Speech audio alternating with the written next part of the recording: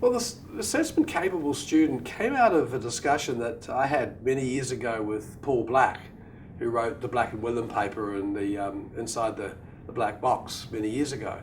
And he warned me and said, be careful. A lot of that formative evaluation, formative assessment, summative assessment stuff will fail. And he said it will fail because as teachers and systems understand the formative power of using assessments, they'll start to make everything formative. And like I've heard No Child Left Behind being called formative assessment. It's not. It's summative. And there's nothing wrong with summative. The distinction is Bob Stake had this great line where he said, when the cook tastes the soup, it's formative. When the guest tastes the soup, it's summative. And it's a really great story because both sides you want that soup to be good. But on the one hand, you're still making it. On the other hand, you're serving it. The same kind of notion in schools. And so we went back to New Zealand at the time and we started saying, well, we like this stuff about formative, but we know it's going to fail. And so we got together and worked out this notion of student assessment capabilities.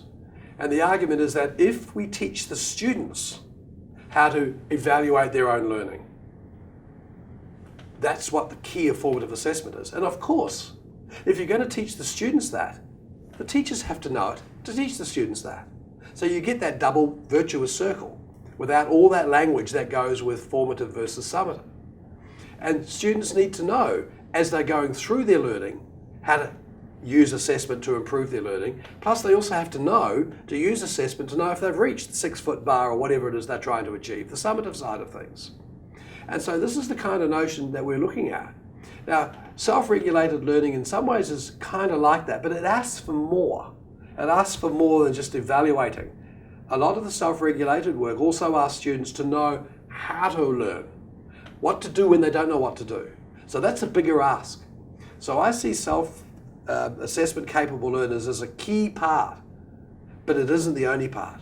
There is a lot more in the self-regulation notion.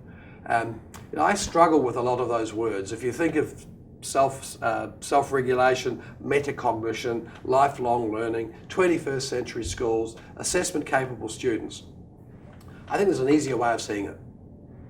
When students see themselves as their own teachers. And that's probably the better way of looking at it. And it's a lot easier.